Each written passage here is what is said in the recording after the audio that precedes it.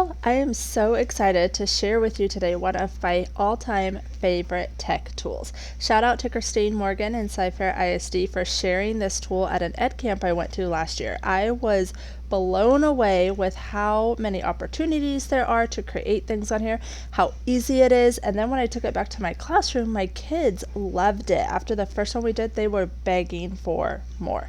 So my goal today is to introduce you to this tech tool, show you the things you can do with it, and show you some examples of how I've used it in my math classroom. Then I'm going to be creating some more videos throughout the week on how to specifically create each of the activities. So let's get started.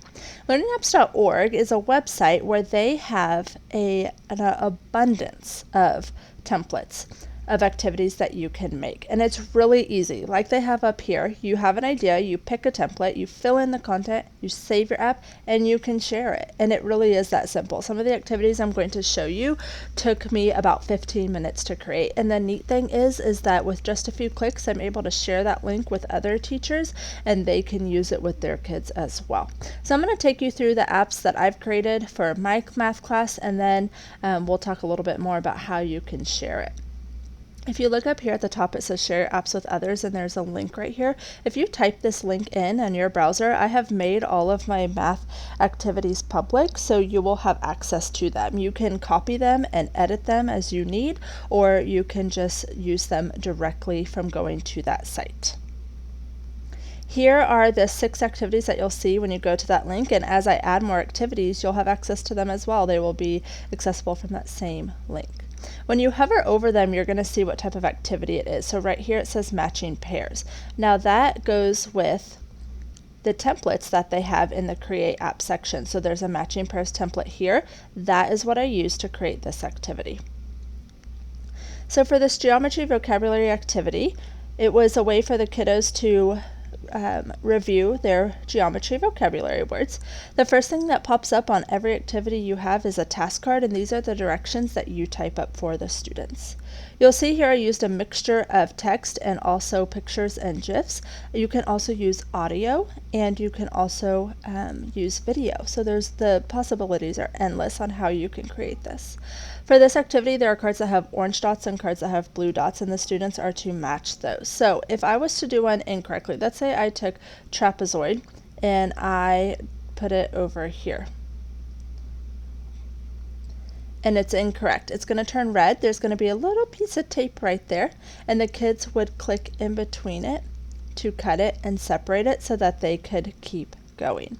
If they were to get something correct, then what it would do, try not to match these. I have a lot of cards on here, so it can get a little bit tricky. The kids did okay with it, but the less cards you have, it is a little bit easier for them to use. See, if I match that, it's going to turn red again, and I would just cut it. Now if I look at this GIF here, I can see he's making a right angle with his arm, so I'm going to drag right angle over there. It turned green and it disappeared. It was a correct match, and so the kids would continue to go until all of the matches disappeared. I'm going to go back over to my apps and show you one other way that I have used the matching pairs activity in my math classroom, and I did it with powers of 10 and 100. So on here I didn't use any images, I only used text, but again, the directions pop up. There are cards with blue dots and cards with orange dots, and again they would just drag and match. So if I looked at one of these, 75 times 10, well, that's 750. Matches, it turns green. Just like the other one, if I do one wrong, it's going to turn red, and you cut the tape. Alright, let's look at some other templates that I used. Another template that I used was this one down here, called pairing game. This is like memory game that we're all used to playing. So I created a representing decimals and fractions activity with this one. And so the students have cards and they're just playing memory. So if I look here, a representational model is going to show up, and I'm going to look for a fraction or a decimal that represents either 3/10 or 30/100. Now I'm probably not going to have any luck showing actually making a match for you.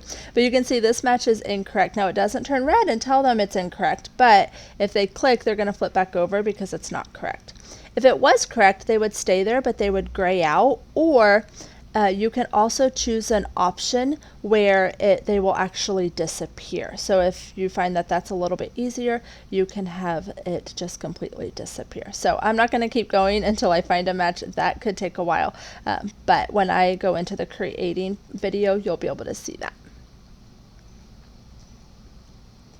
Another template that I used was the group assignment activity. Now this one is pretty neat. You can create as many groups as you, well actually I don't know if it's as many as you want, but you do have a wide range. You have to do at least 2. I did 8 here. I feel like 8 is kind of pushing it depending on what you're doing, so I'd say probably sticking at 8 at most. But what's neat on this one is you create cards that the kids have to drag into different groups.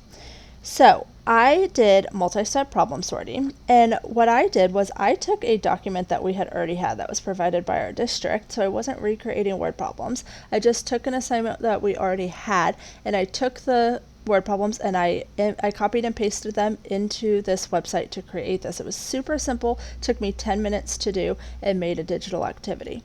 So what we're going to do is we're going to read this first card. Stacy has 4 shoe racks in her closet. She put 12 pairs of shoes on each of the 3 racks and an additional 5 pairs on the 4th rack. How many pairs of shoes does she have in her closet? Well, I know I need to do multiplication and addition to solve that, so I'm going to drag it over here. Now, the neat thing about this is it's a little bit different than the other activities. There's a little bit of variance in all of them, which I like. So for this one, it doesn't tell you right away. You have to sort them, and then you have to hit the check mark to check them. So let's read this one, and we're going to purposefully put it somewhere wrong to see what happens. A shipment of 24 boxes arrived at the warehouse. Larry put an equal number of boxes on the 6 shelves. The first shelf already had 8 boxes on it. How many boxes are on the first shelf? So for this problem, we need to divide and subtract, but I'm going to put over here in division only and see what happens.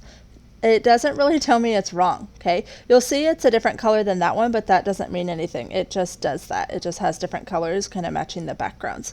So what I would need to do is hit check, and then it's going to say, oh, this is green, it's correct. This one's red, it needs to be moved. So you can have your students do it after they move each card, or you can have them sort all 12 cards and then do the check.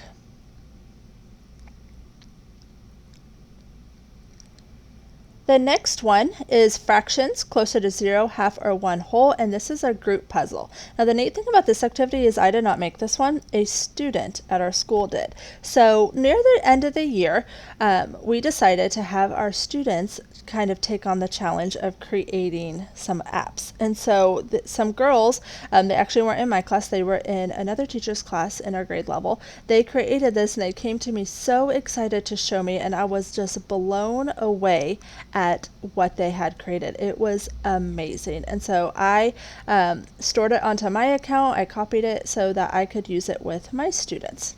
So what this is this is like a puzzle. There's a picture behind it that will be revealed as we get the answers correct. Up here there's 3 different groups. So what the students are doing is they're looking at each fraction and they're deciding, is that fraction closer to 0, closer to half, or closer to 1 whole? And they're having to click on it while in that group. So if I'm here on closer to 0, I'm only clicking the fractions that are closer to 0. If I look at 6/8, that's not closer to 0, that's closer to a whole. I could click on closer to 1 whole and then click on it, and it would be correct.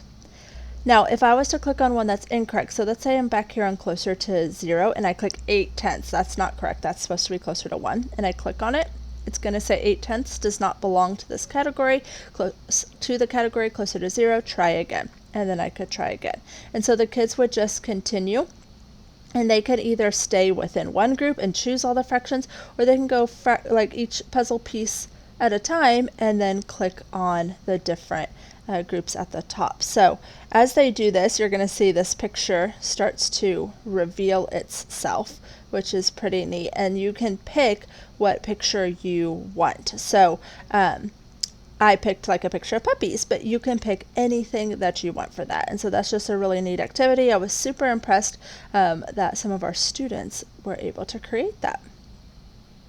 Again, that is the group puzzle activity. Then the last activity I'm going to show you is a free text input activity. So for this one, I did place value relationships, focusing on 10 times and 1/10 of.